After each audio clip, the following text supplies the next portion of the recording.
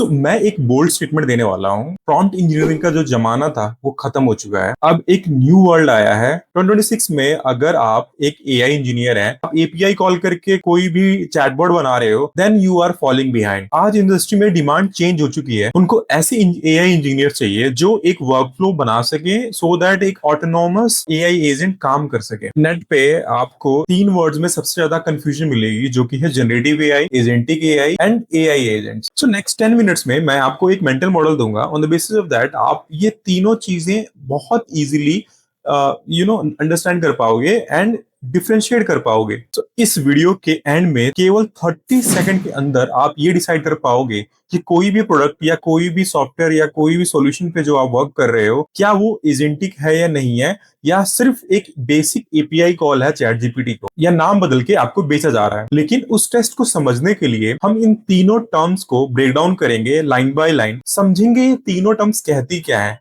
उससे पहले let's learn about few important terms. सबसे पहले स्टार्ट करते हैं हम एलएलएम से। एलएलएम का फुल फॉर्म होता है लार्ज लैंग्वेज मॉडल। बहुत सारे लोग इस कंफ्यूजन में रहते हैं कि एलएलएम ही जनरेटिव एआई है, एलएलएम ही एजेंटिक एआई है, या एआई एजेंट यानी एलएलएम ही है। बट ये टेक्निकली सही नहीं है, बिकॉज एलएलएम एक कंपोनेंट है केवल हमारे पूरे इकोसिस्टम का, और इस कंपोनेंट यानी इस एलएलएम के ऊपर ही बनता है हमारे पास generative AI, AI agent and agentic AI. ये तीनों चीजें इसी कंपोनेंट पे बिल्ड होती हैं। नाउ अभी ये क्वेश्चन आता है कि एलएलएम बेसिकली करता क्या है। सपोज मैंने चैट जीपीटी को एक इनपुट दिया, इस इनपुट को लेके चैट जीपीटी, आपको लगता है कि क्या वो टेक्स्ट जो मैंने लिखा है वो चैट जीपीटी समझ रहा है? एक्चुअल में मशीन लैंग्वेज में अगर हम बात करें तो कोई भी सिस्टम नंबर समझता है केवल।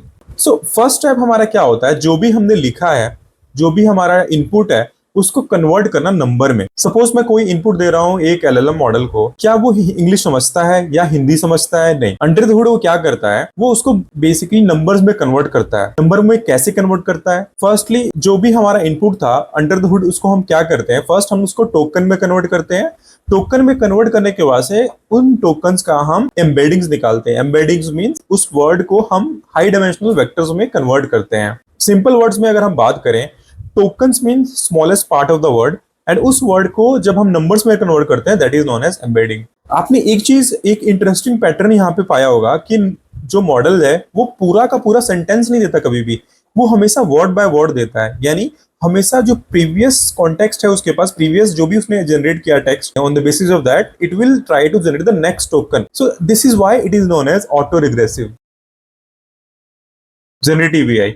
ये सबसे बेसिक लेयर है, बट फिर भी लोग इसे एजेंटिक एआई और एजेंट्स बोल के कंफ्यूज करते हैं। जनरेटिव एआई बेसिकली एक मॉडल है जो न्यू कंटेंट जनरेट करता है, आइदर इट्स टेक्स्ट, इमेज और ऑडियो। फॉर एग्जांपल, जो आप चैट जीपीटी में कोई भी प्रॉम्प्ट लिखते हो, बेस्ड ऑन योर प्रॉम्प्ट वो बेसिकली आपको एक आउटपुट देता है token by token. That is what a generative AI is. Technically वो क्या करता है, वो ऑटो रिग्रेसिव मैनर में आपको वर्ड बाय वर्ड प्रेडिक्ट करता है कि आपने जो इनपुट दिया, on the basis of that model एक टाइम पे एक टोकन प्रेडिक्ट करता है on the basis of probability distribution. यहाँ पे की पॉइंट्स आपको नोट करना है, जो हमारा जनरेटिव एआई है या जो मॉडल है हमारा, वो स्टेटलेस है। सो उसके पास कोई गोल नहीं है, वो खुद से कुछ नहीं कर सकता। आपने बोला एक ईमेल लिख दो, so it will give you then email. वो एक्चुअल में ईमेल जीमेल में नहीं लिखेगा या आउटलुक में नहीं लिखेगा, एंड उसको सेंड नहीं कर सकता। वो जस्ट आपने इनपुट दिया, उसको उसने आउटपुट दे दिया। सो बेसिकली हम एलएलएम्स को ब्रेन समझ सकते हैं, ऐसा ब्रेन जिसके पास सारी इंफॉर्मेशन है एंड गिवन द इनपुट वो आउटपुट दे सकता है।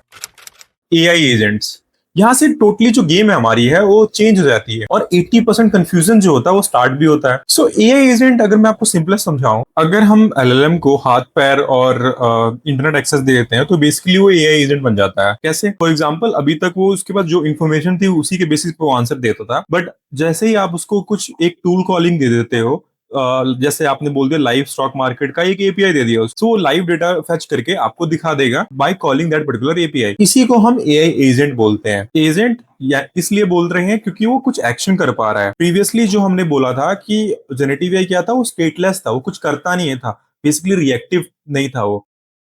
सो now this is where real engineering magic happens. So अभी तक आपको एआई एजेंट समझ में आ गया होगा। इसी तरीके से जो हमने एजेंट्स अभी डिफाइन किए थे, ऐसे मल्टीपल एजेंट्स अगर हमने डिफाइन कर दिया, ये मल्टीपल एजेंट्स जो एक पर्टिकुलर टास्क को अचीव करने के लिए काम करते हैं, इसी को हम एजेंटिक एआई बोलते हैं। तो एआई एजेंट बेसिकली वो सिस्टम है जहां पे मल्टीपल एजेंट साथ में ऑर्केस्ट्रेट करते हैं एक पर्टिकुलर टास्क। फॉर एग्जांपल वहां पे प्लानिंग होती है, रीजनिंग होती है, डेलीगेशन होता है एंड अडेप्टिंग होती है, जो भी हम रिजल्ट करते हैं with the bare minimum human oversight. So according to Microsoft, an autonomous AI system that plans, reasons and act to complete a task with minimal human supervision is known as agentic AI. For example, आपने एक content writer, एक agent बनाना था, आपने एक agent बना दिया जो आपको कंटेंट राइट कर रहा है। सेकंड एजेंट आपने बना दिया कि जो उस कंटेंट को पढ़ के उसको क्रिटिसाइज कर रहा है।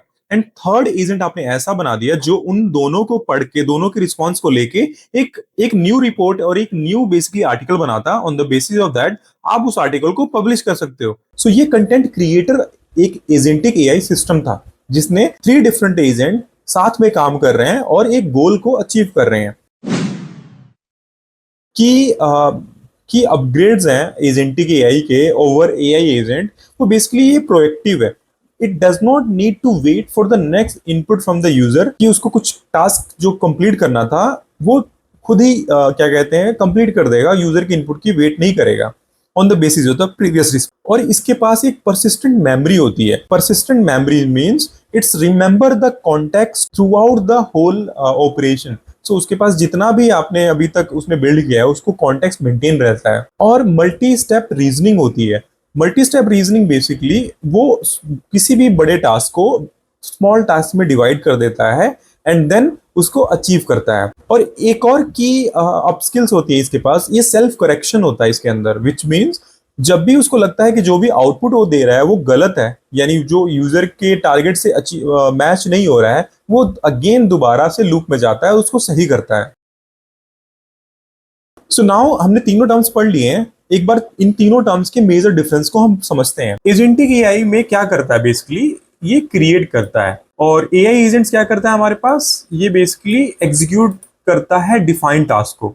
और एजेंटिक एआई हमारे पास क्या करता है, ऑर्केस्ट्रेट करता है कॉम्प्लेक्स टास्क को मल्टी स्टेप्स गोल्स में। और सेकंड डिफरेंस ऑटोनॉमी में अगर हम देखें तो जनरेटिव एआई में ऑटोनॉमी 0 है, ये रिएक्टिव है बेसिकली। और एआई एजेंट हमारे पास क्या होता है, लो होता है, ह्यूमन ट्रिगर्ड होता है एआई एजेंट। और एजेंटिक एआई में ऑटोनॉमी हाई होती है, यानी सेल्फ डायरेक्टेड होता है ये। और नेक्स्ट हम बात करें टूल कॉलिंग में, जनरेटिव एआई बेसिकली यूजुअली नन होता है। एआई एजेंट हमारे पास स्पेसिफिक टूल डिफाइंड होते हैं, उनको कॉल करता है। और एजेंटिक एआई डायनेमिक होता है, ये मल्टी टूल एक्सेस कर सकता है। मेमोरी की बात करें तो जनरेटिव एआई सिंगल सेशन होता है and AI agent task scoped होता है। और एजेंटिक एआई हमारे पास परसिस्टेंट होता है, लॉन्ग टर्म के लिए मेमोरी स्टोर करता है। लर्निंग और अडेप्टिंग में बात करें तो जनरेटिव एआई में लर्निंग नहीं होती है।